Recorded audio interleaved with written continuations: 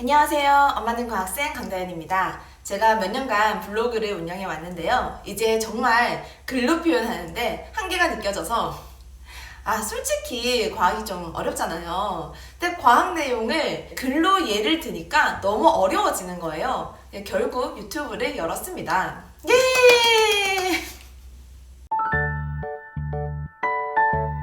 저는 고등학교 물리 교사였어요. 근데 한 반에 물리를 정말 제대로 이해하는 학생은 정말로 몇 되지 않아요. 아무리 물리가 어려운 과목이라고 하지만 왜 그럴까? 라는 질문을 하지 않을 수가 없었어요. 우리 교육과정은 나선형 교육과정이라고 해요. 같은 주제를 가지고 초등학교 때는 이만큼 배우고 중학교 때는 조금 더 확장을 해서 이만큼 배우고 고등학교 때는 좀 더 이제 확장하고 깊이 들어가서 양이 많아지기 때문에 나선형 교육과정이다라고 하거든요. 그런데 초등학교에서 배운 내용을 다 알고 있다는 가정하에 중학교 내용이 구성되어 있고요. 이 중학교 내용을 모두 알고 있다는 가정하에 고등학교 교과가 구성되어 있습니다. 그런데 문제는 우리 다 경험해봤잖아요. 열심히 암기하고 어째어째 그 시험에만 유용한 문제풀이를 외운 다음에 시험을 쳐요. 시험장을 딱 벗어나는 순간 머리 탈탈탈 하고 나오잖아요. 고등학교에 나오는 내용을 이해하려면 초중학교에서 배운 내용이 있어야 하는데 대부분의 아이들이 이미 머리를 탈탈 털었습니다. 그렇지 않더라도 굉장히 단편적인 지식 조각만 가지고 있어서 고등학교 내용을 진짜 이해하기에 필요한 기초 지식이 전혀 없는 경우가 대다수예요. 가령 고등학교 물리에서 전력을 이해하려면 중학교 때 배운 직렬, 병렬, 회로에서 오매 법칙을 알아야 해요.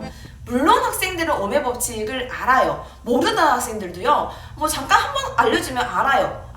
해요. 왜? 공식은 굉장히 단순하거든요. 그런데 문제는 그 공식이 어떤 의미를 가지는지 또 어떤 변인들이 있고 그 변인들을 각각의 변인들을 통제하는 상황이 어떤 것인지 회로에서는 왜 이렇게 적용해야 하는 것인지에 대한 이해가 전혀 없어요. 이걸 진짜 배워야 하는 건 중학교 때거든요. 근데 그 상황에서 다음 단계로 넘어가려고 하니까 고등학교 선생님들은 정말 진퇴양난이에요.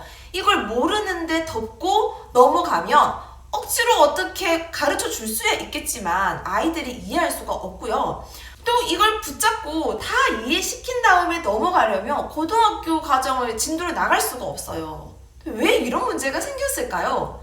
대체 이 아이들은 중학교 때 뭘 배운 걸까요?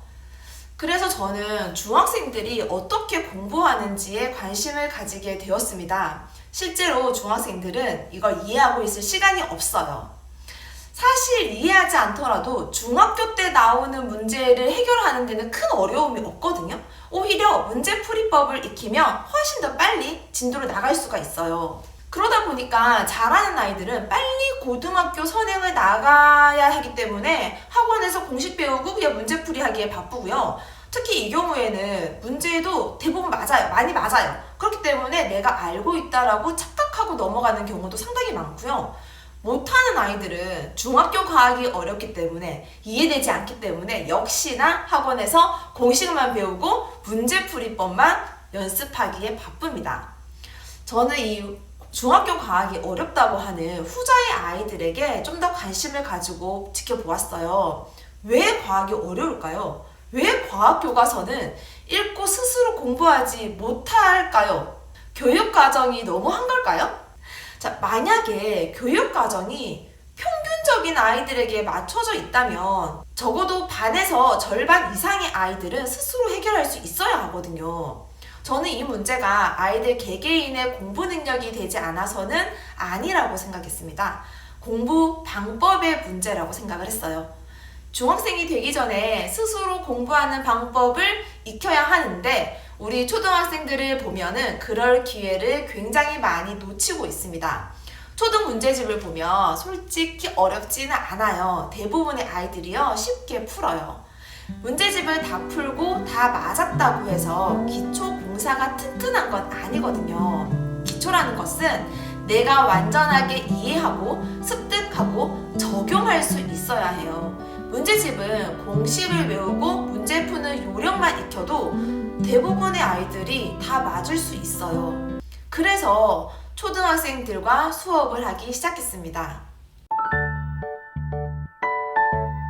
네, 2020년부터 초등학생들과 과학 책 읽기 수업을 하고 있어요. 기존의 과학을 배우는 방식과는 좀 많이 다르고요. 논술학원에서 과학책을 읽는 것과도 좀 많이 다른 것 같아요. 기본적으로 책을 읽고 강의를 듣고 스스로 공부를 해오는 거꾸로 수업의 형태이고요. 그리고 수업 시간에는 더 궁금한 것들을 질문하고 그에 대한 답을 친구들과의 토론을 통해서 찾아갑니다. 공부한 내용은 과학 글쓰기로 정리를 하고요. 결국 독서, 질문, 토론, 글쓰기 이 네 가지로 과학을 배우는 셈이에요. 그런데 놀랍게도 아이들이 엄청나게 변하는 모습을 계속 보고 있어요.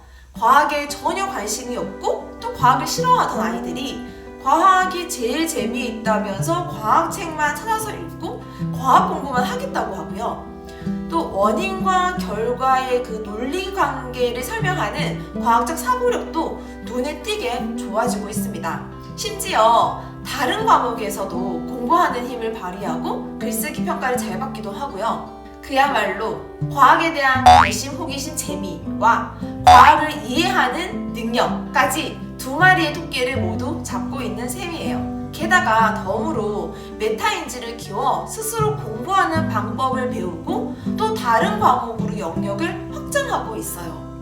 더 나아가서 과학을 되게 겁내하는 문과 엄마들이 아이들 덕분에 과학이 또 재미있어지고 가족들 간의 대화의 수준이 높아졌다라고도 말씀을 하세요. 그런데 어떻게 그게 가능했을까요?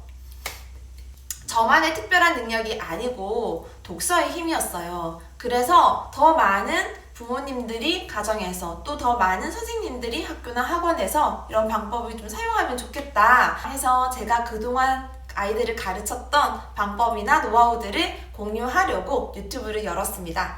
관심 있으신 분들은 좋아요, 구독, 알림 설정까지 해주시고요. 그리고 아이들에게 과학을 가르치면서 궁금했던 것들, 그리고 이럴 땐 어떻게 해야 돼요? 이런 것들을 질문으로 남겨주시면 제가 하나하나 답변을 드리도록 하겠습니다. 감사합니다.